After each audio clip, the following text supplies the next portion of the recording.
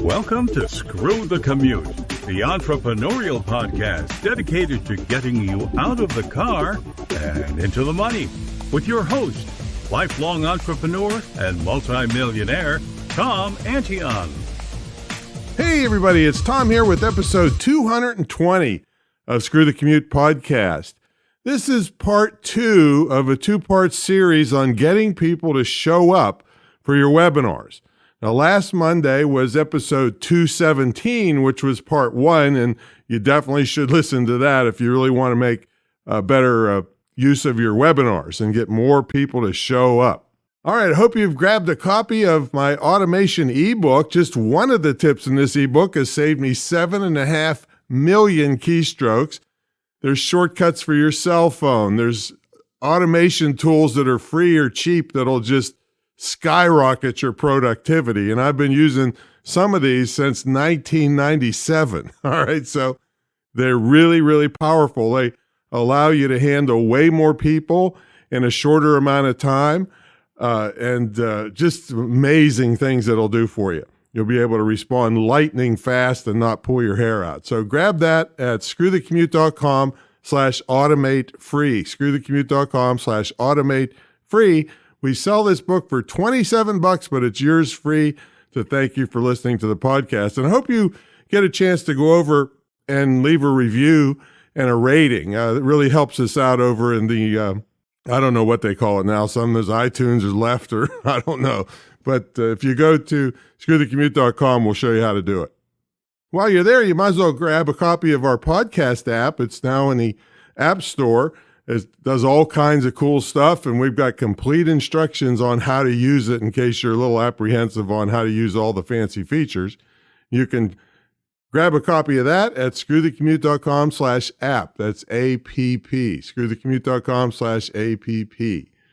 All right, our sponsor, of course, is the Internet Marketing Training Center of Virginia. It's a distance learning school which teaches legitimate techniques to make a great living, either working for someone else or starting your own online business, or both. Why not? And we have big scholarships for military, law enforcement, and first responders and their families. So check it out at imtcva.org. imtcva.org. That stands for Internet Marketing Training Center of Virginia. And it's a distance learning school, so it doesn't matter where you live as long as you can get an internet connection. We've got some great students and graduates that are already making money, and in some cases, really big money. All right, let's get to the main event. Let's talk about how to get more people to show up at your webinars. And if, like I said, if you missed part 1, that's episode 217, make sure you go back and listen to that episode. And anytime you want to go directly to an episode, when I mention an episode number, go to screwthecommute.com/ and then just put the number in, the 217. All right, the first topic we're going to talk about is email announcements. Now, email is still the main way people like me make a fortune and get people to sign up and show up for webinars. Yeah, we use social media to a certain extent and paid ads, but most of the top players know the goal of social media is to get people the heck off of there onto an email list. Now, this all boils down to sales. I mean, there's so much clutter, spam, and fraudulent offers out there now. You pretty much have to write a highly credible sales letter just to get people to take advantage of a freebie like your webinar.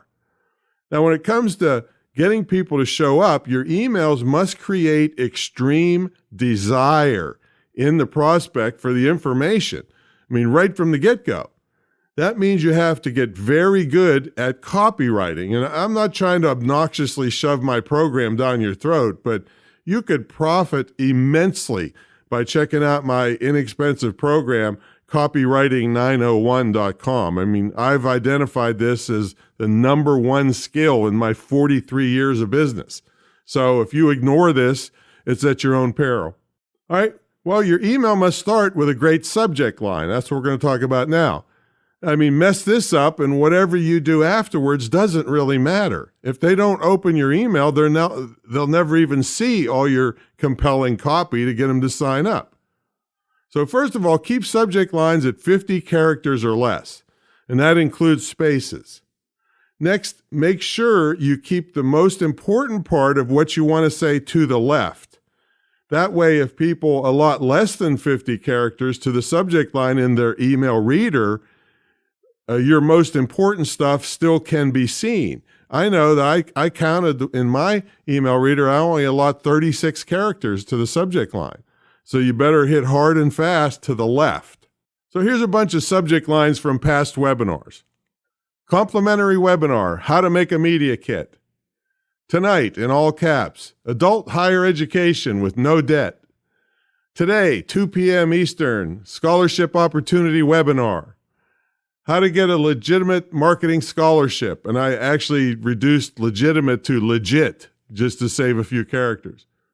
Today/tonight, big bucks speaking at fundraisers.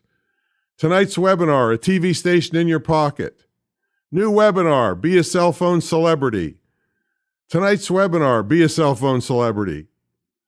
New webinar, a broadcast from your cell phone, or broadcast from your cell phone. Today's webinar, increase website sales. Tuesday, e-commerce webinar at 2 and 9 p.m. Eastern. And I didn't even put the PM there. I think people would know that, and it'd save me a few characters. Anyway, that's just a few of the thousands and thousands of subject lines I've written over the years. All right, so once they open it, now we're in the body of the email, and there's two bodies of thought, okay, on whether you should write long or short emails. There really isn't any answer I can give you for sure. The pain in the neck answer will always be that you must test it in front of your audience to see what works best. Now, your options are A, a short email that gets people to click to your website to read your ad copy on a web page, or B, long copy that tells the entire story of what they'll learn in that body of that email. Now, here's what you're up against. A short email must be skillfully created to get people to click. And with a longer email, the more chance you have of getting it filtered by a spam filter. So here's an example of a short email. Here we go. I've discovered the 3 most powerful secrets to getting a standing ovation every time you speak. Click the link below to check it out. And then I put the link in there. Now, in that email, very short, I used a curiosity technique that you would learn in copywriting901.com to get the click. Now, I put an example of a longer email in the show notes for this is episode 220. So you'd want to go there if you want to see an example of one that has all the details in there, and they can just click right from the email and sign up. But as I mentioned earlier, you have more chance that a longer email is going to get caught in a spam filter with some innocent thing that you wrote. But the problem is with a spam filter that sees 1 billion emails an hour, something innocent to you might look like spam to them and get you filtered. So the trend is shorter emails leading to a web page. Okay, so what about that web page? Well, that would be called a landing page or a registration page. See, when you email or post in Facebook to tell people about your webinar, it's critically important that you send them to a registration page that's compelling. This page should have your great title of your webinar at the top and all the great things about the webinar on the page. And I'll have a screen capture in the show notes for you to show you what one of these looks like, but they vary considerably. This will just be one example out of hundreds and hundreds I've done. But guess what? It still boils down to great copywriting. I'm going to suggest again you take my copywriting course at copywriting901.com. This is the most important business skill I've developed in 43 years in business. And the better you get at it, the more money pours in your front door. And you know what? You can sell copywriting services to others who are too lazy to learn it for themselves. This can be extremely lucrative just by itself. Anyway, your landing page should make the person want to get your information as soon as possible, which means they will try harder to show up to your webinar rather than wait for the replay. Now, landing pages for free webinars, and of course we're talking about, just a reminder, a free webinar leading to something that you can sell on the webinar. But landing pages for free webinars follow a similar format to a press release. They answer the question, who, what, where, when, and why. So who would be me and my guests if I have one on the webinar. What? It's a complimentary webinar on the topic. Where? It's online and can be watched on all portable devices. When? Give them the dates and times, and make sure you mention time zones. Why? Well, sales copy, giving them the benefits of your topic and compelling them to register is the why they should be there. Of course, copywriting901.com. All right, so you'll have to go to the show notes to see an example of a compelling landing registration page. All right, confirmation pages. Now, this is a little off topic, but I want to give you extra value, so I doubt if you're going to complain when I give you this money-making tip. Anytime anyone signs up for anything on your site, they should get a confirmation page letting them know their registration worked and giving them details of how to participate. Well, I've got a cool technique for you that, sometimes it creates a tiny bit of confusion in your registrants, but financially it's totally worth it. So when they click their register button, for a lot of my webinars, they are registered, but they're immediately dumped onto a sales page for another product. Now, for people that have their email open and get a desktop notifier that their confirmation email has arrived, the confusion is minimal. They see an email show up that's a confirmation that their registration went well, but they're sitting on a page unrelated to their registration. Again, hear me out on this. I say they're confused because you would normally dump someone on a regular confirmation page that gave them details of the event that they just registered for. And you also send the email that I just mentioned that has the same info.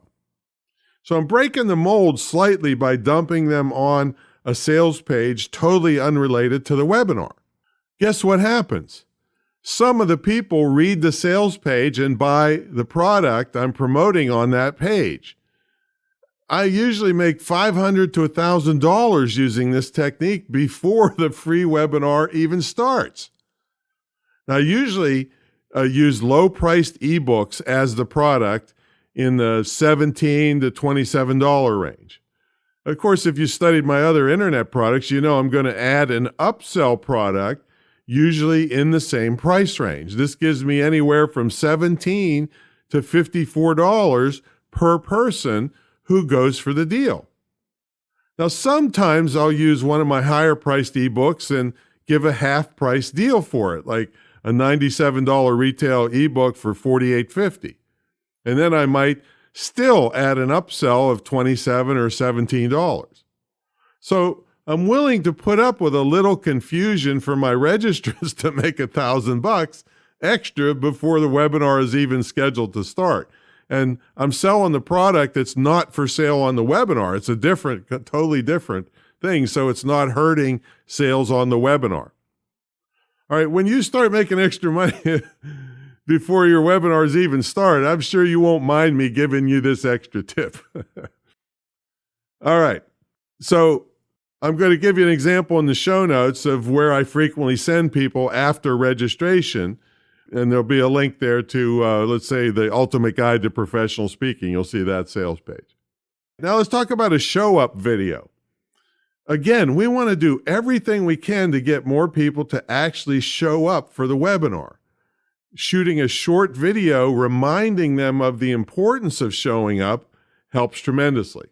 Now, if you're not doing a product page as a confirmation page, the confirmation page is a good place to put this video. Now, if you're doing a product as a confirmation page, you put a link to the video in your confirmation email. I try to keep the video generic so I can use it for many different webinars. If you had the time, it would be even better to shoot a custom video filled with benefits for live attendance for each webinar you have, but sometimes I just don't have the time for that. So in the show notes, it really is going to behoove you to go to the show notes for this episode 220 because we have examples of all this stuff. So in the show notes, I've slammed together a show-up video so you can see a sample of what that looks like. Very short. And in the show notes, I'm giving you an entire script that you can adapt to shoot your Get 'em to Show Up video. All right, next topic is reminders. You're going to want to make sure your webinar system can send email and or text reminders to the registrants. The webinar system usually gives you a standard reminder blurb all ready to go. I mean, you can edit it with any special info you want the registrants to get. It's not a bad idea to put in extra tips about the topic and or other good material that makes people want to read your reminders. Most people look at the reminder subject line and then ignore opening the email or just delete it. If they started seeing good stuff in the emails, they would be more likely to open it and spend more time getting committed to showing up, which is your main goal of this whole thing. Multiple email reminders can usually be set to be sent to the registrants at various times prior to the webinar. Now, almost always mine are set at 4 hours, 2 hours, and 1 hour prior to the webinar. You can also set them to remind people 1 or more days prior to the webinar. I don't use this ability very often because most of my webinars are initially promoted the day before or the day of, so a reminder on the day before would be kind of dumb. All right, now here's a super trick. Many webinar systems have the ability to send change announcements to all the registrants and presenters. This is handy if you have to cancel or change a start time or provide a last-minute handout or something like that. This function, here's the super trick, this function can be used to get more people to show up. See, instead of making a mundane announcement to the registrants, you put in an email message with the subject line, starting now, like maybe all caps, and then your title or topic. All caps with exclamation points, speaking at fundraisers, that'd be an example of one. Now, you don't have to put your entire subject line that you use to promote the webinar. After 3 or 4 previous reminders, they know what the email's about. The important part is starting now. This creates the urgency that they better drop what they're doing and get on the webinar. I send this about 15 minutes before the time of the webinar. Now, you're going to have to see, there's a warning for you, you'll have to see if your webinar system is reliable in sending emails immediately. So it makes you look really bad for the email to arrive a long time after the webinar has already started, sometimes the next day. Now, one term you can add to your reminders is on demand. This sends the message to the registrant that they can watch anytime they want. Now, I've got mixed emotions about this because on one hand, you want to accommodate the people so that they can watch the thing whenever they want to. But on the other hand, without urgency to watch right away, they may never get around to it. Okay, text reminders. Nowadays, people get a little more touchy about getting texted than they do about getting emails. So make sure they have requested text reminders so you don't get irate emails and phone calls and and texts about interrupting people. When I first started text marketing, I got a few pretty pissed off people calling me even though they had signed up for my text broadcast service. One of them said, "Hey, I was trying to get on a plane and you texted me in the middle of it." And, how would I know? So you're going to have people like that sign up for stuff and then they get mad when you send them things. Now, if you're in a corporate market, you may be sending reminders 1 or more weeks in advance. See, this is extremely rare in entrepreneurial markets. You're probably being paid for the webinar and it may have been booked months in advance and the executives want to get maximum participation. So plenty of notice is important. This kind of cracks me up because I'm so non-corporate. I might wake up on a Sunday morning and think to myself, "Hey, I'd like to make a couple $1,000 today. I think I'll do a webinar replay tonight while I'm watching TV." That's not quite how it works in the corporate arena. All right, your social media. Use all your appropriate social media outlets to promote your webinar. Timing-wise, this gets tricky since most of your friends don't see your Facebook postings unless you boost the post or make a more sophisticated and targeted ad. I mean, boosting, for those of you that don't know, is like a really easy, low-level way for a non-sophisticated advertiser to get their post in front of more people by paying. Now, posts promoting things can vary in how long they take to get approved. See, when you're boosting or putting an ad in, sometimes it's 10 minutes and sometimes it's 24 hours or more. So you better be on the safe side and don't wait till the last minute to boost your post promoting your webinar, or it won't get approved until it's too late. On the other hand, boosting too early reduces the urgency of those that see the post to jump on your webinar. So you just have to try it in your market and see how things are working out for you.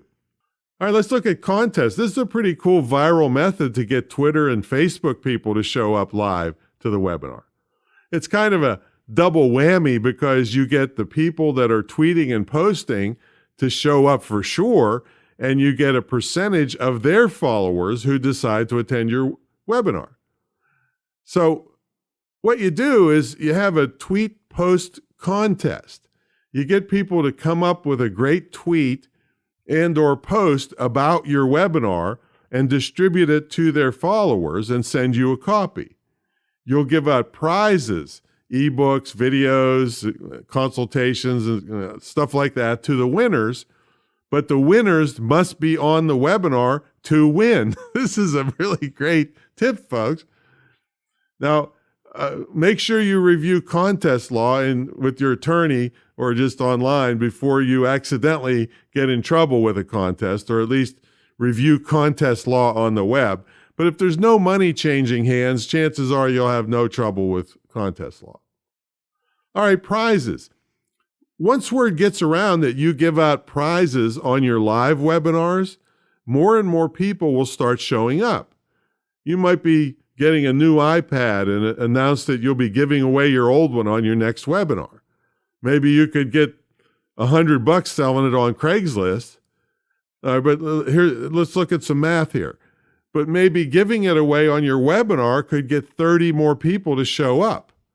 And if 3 of them buy your, let's say, $97 product, you just got $291 for the iPad, in addition to all the other sales you would have made without the iPad. So this is a cool way to move out some of your old electronics, or at any rate, the idea is to give a prize and get some more people to show up. And if you did have something more substantial like an iPad, make sure you have lots of other less substantial prizes, ebooks, consultations, videos, so many people have a chance to win.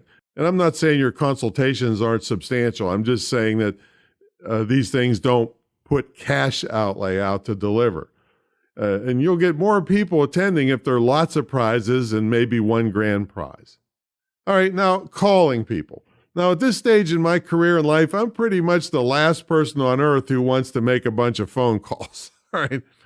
However, I will admit that in the beginning, way back in 1994, I would call every single person that ordered from me online and thank them. Admittedly, in those days, there weren't very many people to call. After I got good training in 1996 and started making a lot of money, I kept up the practice of calling people as long as I could. I don't remember how long I lasted, but I can absolutely tell you the calls accelerated my business tremendously. Now, if we take this into the webinar world, I can say with great certainty that calling people will get you way more registrations and show-ups. The question is where do you get the phone numbers? Well, you can start with your customer list, and you most assuredly have their phone numbers. Now, for me, with 40,000 plus customers, I guess I'd have to plan a webinar 3 years in advance if I had to call all of them. But I really wouldn't spend time cold calling for something like this anyway. I would use a new technology before it gets banned called ringless voicemail. I'd only do this for people that knew me well or were customers. This allows you to call someone with a recorded voicemail, but their phone never rings, so it doesn't interrupt whatever they're doing to get your recorded message. So for this calling stuff, I really wouldn't rent lists and buy lists from people with phone numbers. People hate robocalls and are hardly answering anymore anyway. So I think the ringless voicemail is a much better option. Just look it up on Google for different companies. Hey, before we get into follow-up methods that get you more show-ups, I want to tell you about my 24-week intensive pro speaking mentor program, where I take you from where you are to a much higher level pro speaker. And if you're just a beginner or you want to be a pro speaker, that's great. I don't have to clean up messes that you make. And there's several different levels, including a level that teaches my famous back of the room selling technique, where I've made millions of dollars, and without being obnoxious, I might add, like many sales speakers are. So you can check this out at screwthecommute.com/pro speaking, screwthecommute.com/pro speaking. And to tell me you heard it on Screw the Commute, use coupon code SPEAK10, SPEAK 10, for 10% off whichever package you choose. And I want to really help turn you into a great and busy pro speaker. All right, let's talk about follow-up now. So you've done everything possible to get more show-ups, and it's paying off. Now, what about those people who just couldn't make it? Well, we still want them to watch the replay and buy, don't we? Yeah, of course we do.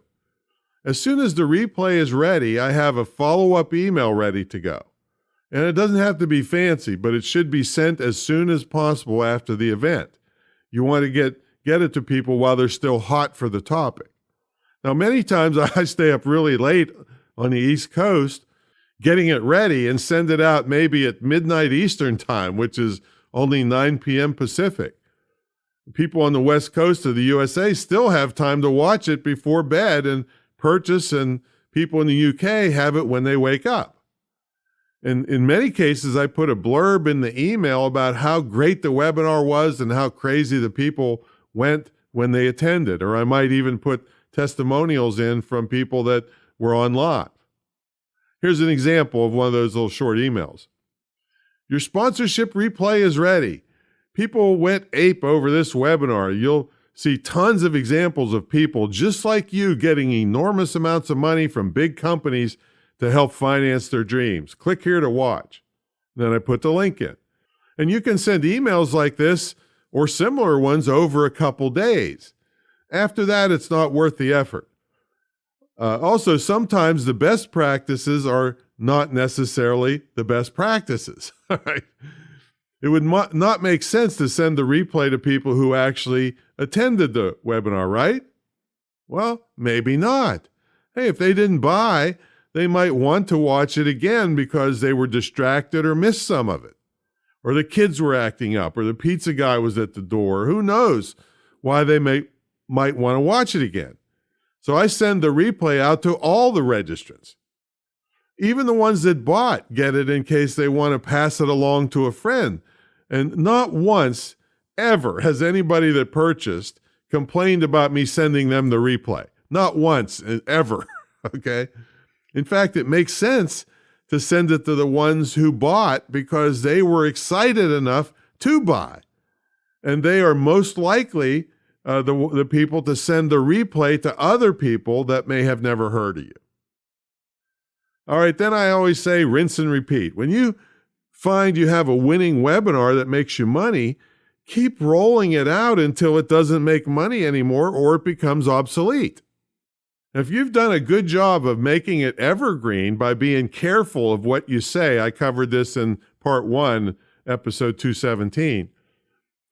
But anyway, if you're careful of what you say and you make sure the copyright year is not on there, you can wait a year or more and roll out your replay again. Just dust it off and announce it. I mean, you don't have to wait a whole year. Maybe every 3 months you roll it out. See, keep in mind, you may have an entire new bunch of people in your database that have not heard your webinar. Another important point that I've lived over and over during the years I've been selling my information products is that the first time I roll out a product, a person may not be ready to receive that product. They may like it, and they may just not know they need it, but for any number of reasons, they aren't ready to purchase. 6 months or a year from now, they might be in a different place. So when you put the webinar in front of them again, they go through with the purchase. I mean, I just did that recently where I rolled out a webinar I hadn't played in 15 months, and it brought in $1,400 while I was watching TV. Okay. So if you've decided webinars are a good vehicle for your business to thrive, it behooves you to heavily concentrate on your show-up rate. There are great benefits for both corporate and entrepreneurial webinar creators to get people in their virtual seats. So for corporate people, you'll get much better and more enthusiastic attendees that will give you higher evaluations, which leads to a much better chance to future business.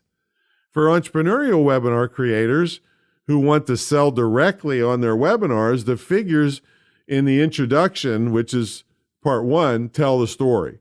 You will absolutely make more money when you get more people to attend your events live or on hybrid replays than if you depend on people getting around to listen whenever they feel like it. So good luck with this, and let me know if I can help you out. Make sure you check out screwthecommute.com/pro speaking if you'd like to get yourself into a serious, intensive program that'll help you become a high-paid professional speaker.